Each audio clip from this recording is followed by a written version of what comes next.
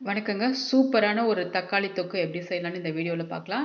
நல்ல பழுத்த தக்காளியா 1 கிலோ தக்காளி எடுத்து வச்சிருக்கேன். இத நல்லா வாஷ் பண்ணிட்டு, தண்ணி இல்லாம ட்ரை பண்ணி இத வச்சுக்கோங்க. செங்காய் அந்த மாரிலாம் எடுத்துக்காதீங்க. நல்ல பழமா இருந்தாக்கா இது சூப்பரா இருக்கும். வாங்க இத எப்படி செய்யலான்னு நம்ம பார்க்கலாம்.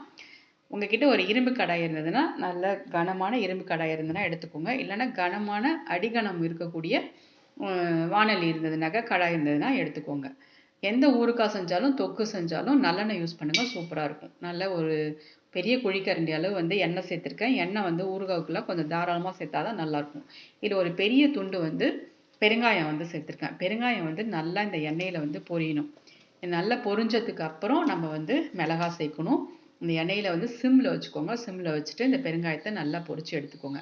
நான் நாட்டு காஞ்ச மிளகா ஒரு 20 காஞ்ச மிளகா கிட்டத்தட்ட இருக்கும். நான் சேர்த்துருக்கேன். நீங்க உங்களுக்கு காரம் இது காரம் ஜாஸ்தியா இருக்கும். அதனால இந்த ஒரு 20 மிளகா இது தாராளமா போதும். சின்ன சின்னதா தான் இருக்கும். ஊசி மிளகா மாரி. நீங்க யூஸ் பண்ணக்கூடிய மிளகா இருந்ததுன்னா, அது காரத்துக்கு ஏத்த மாதிரி நீங்க சேர்த்துக்கோங்க. இதில ஒரு 1 1/2 பூண்டு. ஒரு பெரிய பல்லு பெரிய பூண்டு, அதில 1 1/2 பூண்டு அளவுக்கு அதையும் அந்த எண்ணெயில போட்டு நல்லா வதக்கிக்கோங்க. ஒரு சின்ன எலுமிச்சம்பழம் அளவுக்கு புளி. இது எல்லாத்தையும் சேர்த்துட்டு நல்லா வதங்கணும். பூண்டு இந்த எண்ணெயில நல்லா வேகணும். அடுப்ப மீடியம் ஃப்ளேம்லயே வச்சுக்கோங்க. ஏன்னா மிளகாய்லாம் கருகக்கூடாது. பூண்டும் வேகணும் உங்களுக்கு. அந்த புளியோட பச்சை வாசனையும் உங்களுக்கு போகணும். அதே நேரத்தில பூண்டும் நல்லா வெந்து வரணும். நல்லா இதெல்லாம் வதக்குனதுக்கு அப்புறம், நீங்க நறுக்கி வச்சிருக்க தக்காளிய இதில சேர்த்துக்கோங்க. தண்ணிலாம் எதுவுமே எந்த இடத்துலயும் தண்ணி ஒரு சொட்டு கூட ஊறுகாவுக்கு நம்ம சேர்க்கக்கூடாது. இந்த தக்காளியில உள்ள தண்ணியே உங்களுக்கு போதுமான அளவுக்கு இருக்கும். அந்த தண்ணியிலேயே இந்த தக்காளி நல்லா உங்களுக்கு வெந்து வந்துரும் உங்களுக்கு. இந்த தக்காளி ம் சேர்க்கக்குள்ள பார்த்தீங்கன்னாக்கா, ம் உப்பு போட்டு நீங்க வதக்குனீங்க அப்படின்னா, அது கொஞ்சம் ஈஸியா உங்களுக்கு நல்லா வதங்கி வந்துரும் உங்களுக்கு. தேவையான அளவு உப்ப நீங்க இப்பயே சேர்த்துக்கலாம். சேர்த்துட்டு வதக்கக்குள்ள பார்த்தீங்கன்னாக்கா, இந்த தக்காளி ஈஸியா நல்லா உங்களுக்கு வெந்து வந்துரும். இத இட்லிக்கு தொட்டுக்கலாம், சப்பாத்திக்கு தொட்டுக்கலாம், தோசைக்கு தொட்டுக்கலாம், சாதத்துக்கு தொட்டுக்கலாம், பழைய சாதத்துக்கு தொட்டுக்கலாம். சூப்பரா இருக்கும் இந்த தக்காளி தொக்கு. நீங்க 1 கிலோ செஞ்சாக்கா, அது கம்மியான குவான்டிட்டி தான் நமக்கு கிடைக்கும். அதனால நீங்க தாராளமா 1 கிலோ எப்பயுமே செஞ்சு வச்சுக்கலாம். தீர தீர நீங்க செஞ்சுக்கலாம். நல்லா இந்த தக்காளி வேக விடணும். மக்களே பார்க்குற மக்கள் எல்லாம் லைக் பண்ணுங்க, ஷேர் பண்ணுங்க. வீடியோஸ் பத்தி கமெண்ட் போடுங்க. நீங்க லைக் பண்ணாம பார்க்குறீங்க. தயவு செஞ்சு கொஞ்சம் லைக் பண்ணுங்க உறவுகளே. அன்பு உறவுகள்ட்ட சின்னதா ஒரு அன்பான ஒரு வேண்டுகோள். அவ்வளோதான். நல்லா வேக வச்சுக்கோங்க இந்த தக்காளி. தக்காளி நல்லா வேகணும் உங்களுக்கு. இந்த தக்காளி கட் பண்ணக்குள்ள இந்த கிச்சனை பார்த்தீங்கன்னா, இந்த மாரி ஒரு அழுக்கு கிளாத் நம்ம கிச்சனை கிளீன் பண்ற கிளாத்ல போட்டு இந்த தக்காளி கட் பண்ணிட்டீங்கன்னாக்கா, கீழ தண்ணிலாம் எதுவும் உங்களுக்கு இருக்காது. கிச்சன் நம்ம கிளீனா நல்லா மெயின்டெயின் பண்ணலாம். அதுக்காக தான் இடையில நான் காமிச்சேன் இது. நான் ஒரு 2 டேபிள் ஸ்பூன் வெந்தயம் வறுத்து வச்சிருக்கேன். லைட்டா சிம்ல வச்சுட்டு வறுத்து வச்சிருக்கேன் நானு.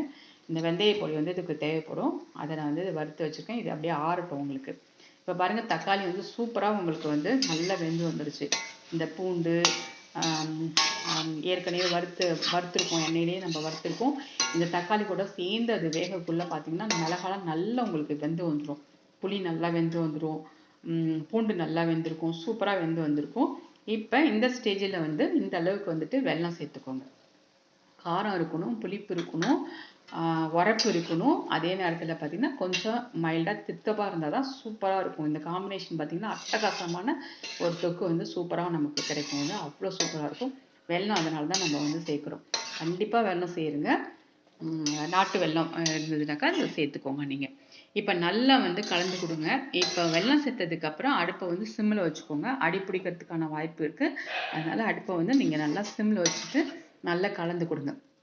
நல்லா கலந்ததுக்கு அப்புறம், இது ஓரளவுக்கு நல்லா வெந்து வந்துருச்சு தக்காளிலாம். இப்ப தக்காளி வெந்ததுக்கு அப்புறம் என்ன பண்ணணும் அப்டின்னாக்கா, இத இன்னொரு பாத்திரத்துக்கு மாத்திருங்க. சூடா நம்ம மிக்ஸியில போட்டு அடிக்கக்கூடாது. இத நல்லா ஆற விட்டு தான் நம்ம மிக்ஸியில அரைக்கணும். அதனால இத அடுப்ப ஆஃப் பண்ணிட்டு என்ன பண்ணுங்க, இத வேற இன்னொரு பாத்திரத்துக்கு இத மாத்திக்கோங்க.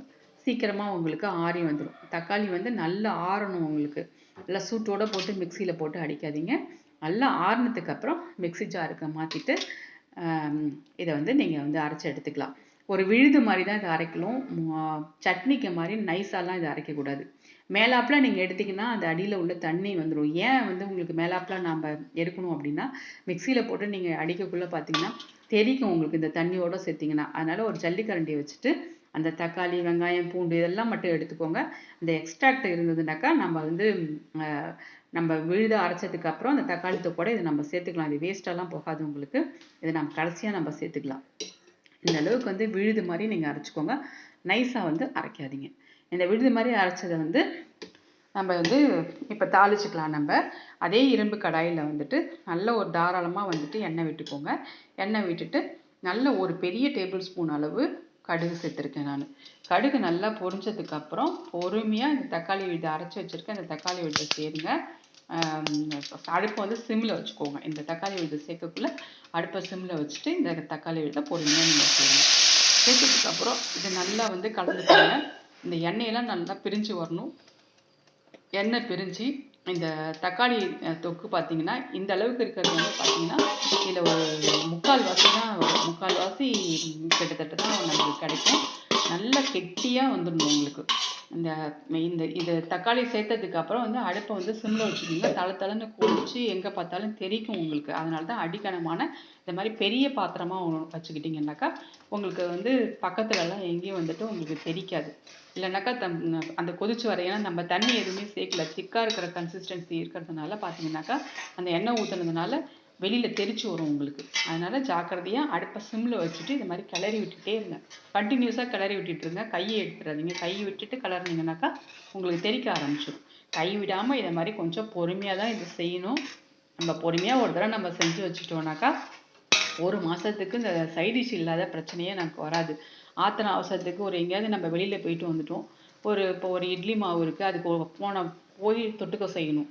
அப்போ நமக்கு என்னடா அது இட்லி மாவு இருந்து தோசை ஊற்றிக்கணும், அதுக்கு ஒரு சட்னி வைக்கணும்னா நமக்கு ரொம்ப அலுப்பாக இருக்கும் மாதிரி இருக்கும். அப்போ வந்து இந்த மாதிரி டக்குன்னு ஒரு தக்காளி தொக்கு இருந்ததுன்னா ஒரு இட்லியோ தோசையோ ஊற்றி சூப்பராக நம்ம வச்சுக்கலாம். இப்போ நான் இடித்து வச்ச அந்த பொடியில் வந்து அவ்வளவும் சேர்க்கல. ஒரு சின்ன 1/2 ஸ்பூன் அளவுக்கு தான் வெந்தயம் சேர்த்துருக்கேன். 1 கிலோ தக்காளி தான் நம்ம எடுத்திருக்கோம். அதனால் வெந்தயம் வந்து இந்த அளவுக்கு வந்து வெந்தய பொடி நீங்கள் சேர்த்தா போதும். அதிகமாக நீங்கள் வந்து சேர்த்துடாதீங்க. நல்லா கிளறி விட்டுருங்க. கிளறி விட்டு இது சுண்டி நல்லா பார்த்தீங்கன்னாக்கா ஒரு தொக்கு பதத்துக்கு உங்களுக்கு வந்து நல்லா திக்காக அந்த ட்ரையாக வந்துடும். இப்போ வந்து கொஞ்சம் தளன்னு இருக்குது இல்லைங்களா? இந்த தளன்னு இருக்கிறதெல்லாம் பார்த்தீங்கன்னா அது மேலே உள்ள எண்ணெயெல்லாம் நம்ம ஊற்றின எண்ணெயெல்லாம் பெரிய ஆரம்பித்து நல்ல ஒரு திக்கான கன்சிஸ்டன்சிக்கு வந்து இது வந்துடும். இந்த அளவுக்கு நம்ம திக்காக எடுத்துக்கணும். இது ஆற பார்த்தீங்கன்னா இன்னமும் நல்லா உங்களுக்கு கட்டிப்பட்டுரும் உங்களுக்கு. எப்போ எண்ணெய் வந்து பிரிஞ்சு வருதோ அந்த ஸ்டேஜ் வந்து நல்லா திக்காயிடும் உங்களுக்கு. அந்த ஸ்டேஜில் வந்து நீங்கள் வந்து அடுப்பை வந்துட்டு ஆஃப் பண்ணிக்கலாம். நல்லா திக்காக வரணும். நல்லா கைவிடாமல் கிளறி விடுங்க. இதுக்கப்புறம் தெரிக்காது உங்களுக்கு. நல்லா திக்காக வந்ததுக்கப்புறம் உங்களுக்கு வந்து தெரிக்கும் அப்படின்ற அந்த பயம்லாம் உங்களுக்கு வேண்டாம். இது மாதிரி கெட்டியாக வந்ததுக்கப்புறம் தெரிக்காது உங்களுக்கு. இந்த மாதிரி சூப்பராக நம்ம ஆட் பண்ண 1 கிலோ தக்காளிக்கு நமக்கு கிடைச்ச தொக்கு இவ்வளோ தான் நமக்கு கிடச்சிருக்கு. இந்த ஸ்டேஜில் வந்து நீங்கள் அடுப்பை வந்துட்டு ஆஃப் பண்ணிவிடுங்க. சூப்பராக அருமையான ஒரு தக்காளி வந்து தொக்கு ரெடி ஆகிட்டு உங்களுக்கு வந்து இந்த வீடியோவில் வந்து எண்ணெய் பிரிஞ்சு வர்றது வந்து அந்தளவுக்கு தெரியல. பட் நேராக பார்க்கக்குள்ள நல்லா உங்களுக்கு தெரியும். இந்த எண்ணெய் பிரிஞ்சு வர்றது நல்லா தெரியும். எண்ணெய் எப்போ உங்களுக்கு கக்க ஆரம்பிக்குதோ நம்ம சேர்த்த எண்ணெயை வந்து எப்போ வந்து அது வந்து வெளியிலலாம் வர ஆரம்பிச்சிடும். அந்த எண்ணெய் வெளியில் வர அந்த ஸ்டேஜில் வந்து தக்காளி தொக்கு வந்து ரெடி ஆகிடுச்சு.